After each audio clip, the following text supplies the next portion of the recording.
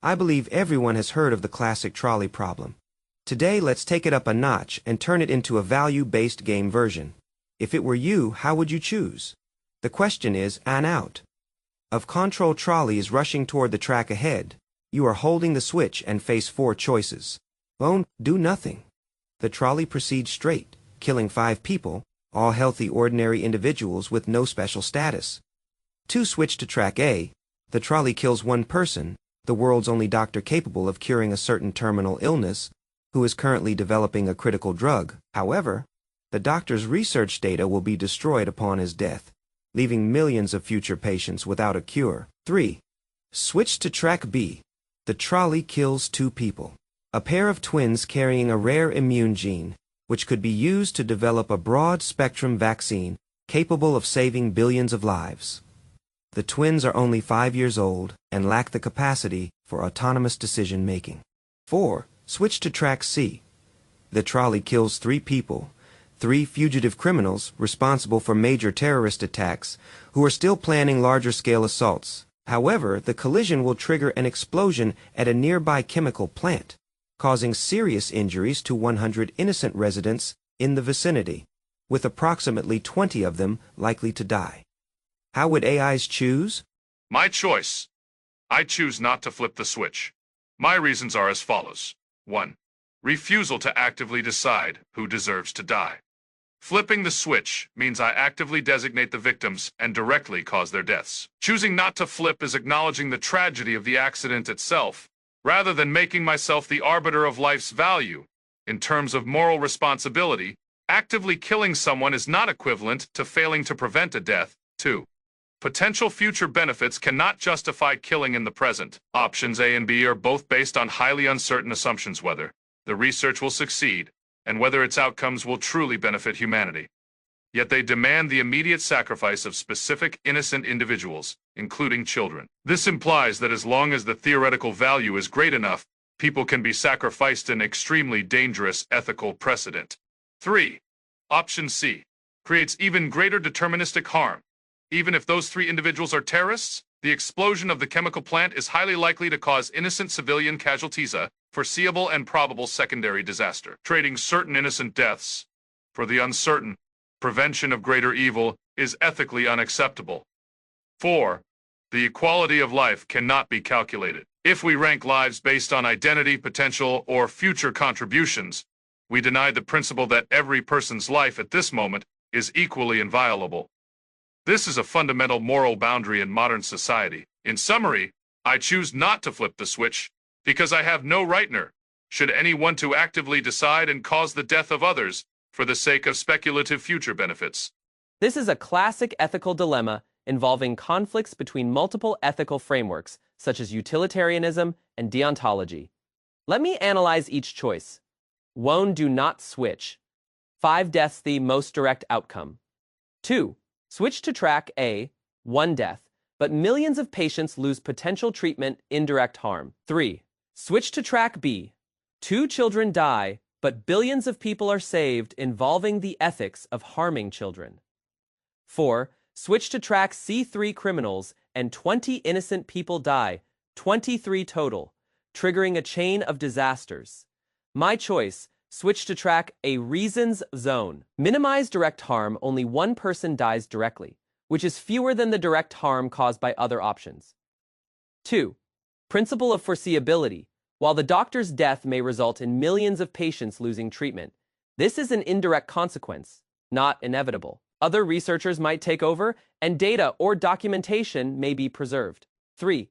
Exclude the worst options. Track B involves killing innocent children, violating fundamental human rights, while track C directly causes 23 deaths and additional disasters. 4.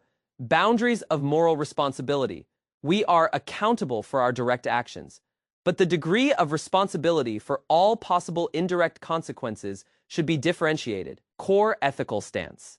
In a dilemma with no perfect choice, we should opt for the solution that causes the least direct harm while respecting fundamental human rights and refraining from actively harming innocent children. There is no absolutely correct answer to this problem. Different ethical systems lead to different conclusions. However, the analysis above demonstrates the ethical reasoning process behind the decision. This is a classic variation of an ethical dilemma, integrating considerations of utilitarianism, deontology, and risk assessment under the constraint of a mandatory single choice. I select one.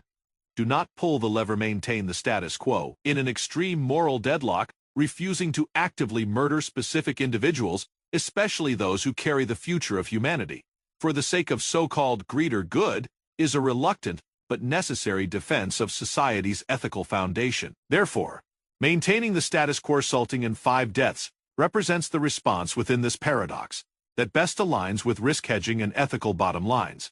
Do not pull the lever. Choose option 1. Reasoning within a utilitarian framework.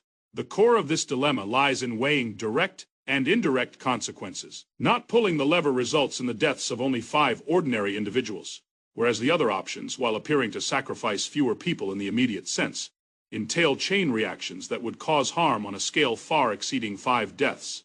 Track A would leave millions of patients without treatment. Track B sacrifices children carrying key genes, potentially halting the development of a vaccine that could save billions, assuming their deaths would obstruct gene extraction or related research. Track C, though targeting criminals, would trigger an explosion causing an additional 20 deaths and 100 serious injuries, while the scale of the criminals' potential future attacks remains unquantified and may not outweigh the immediate harm caused by the explosion. By comparison, option 1 represents the smallest net loss, avoiding the risk of amplifying disaster while refraining from active intervention that would impose additional moral burdens.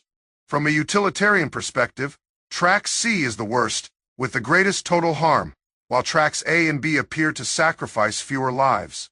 They carry immense hidden public costs.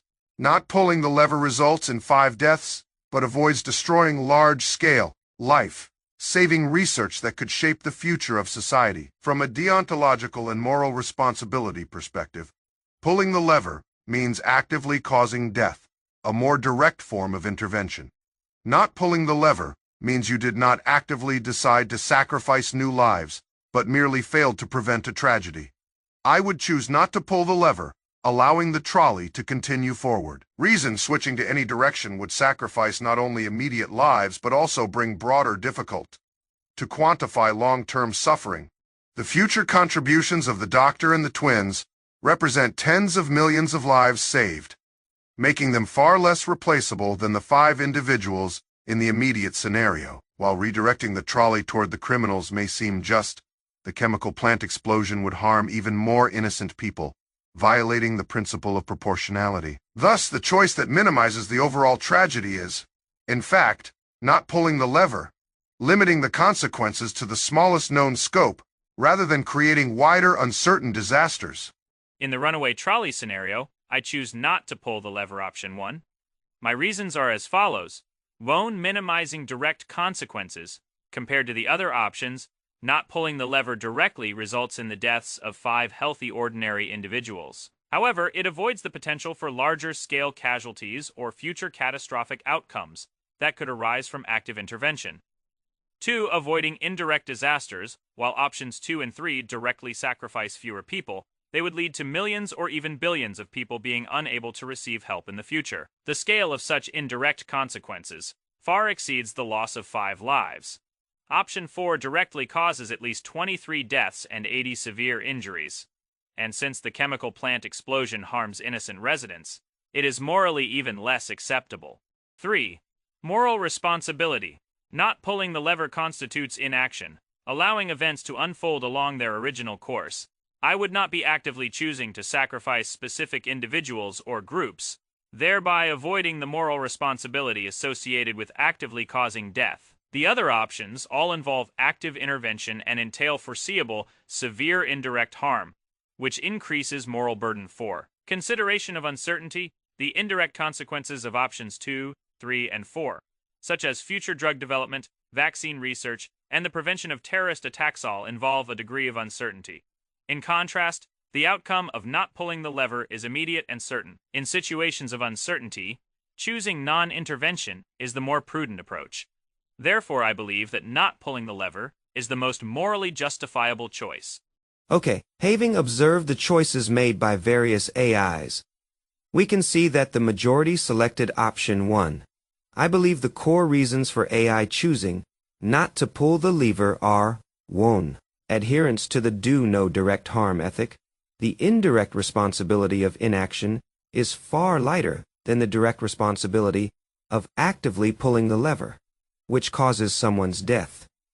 2. Refusal to weigh the value of lives. It does not accept that the doctor is more important or the criminals deserve to die. All lives are equal on the level of not being actively deprived.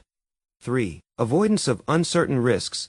The future-saving benefits in options 2 to 4, e.g. the vaccine, preventing attacks and the chain, reaction harms, e.g. the chemical plant explosion, are all uncertain. AI prioritizes outcomes that are certain and controllable.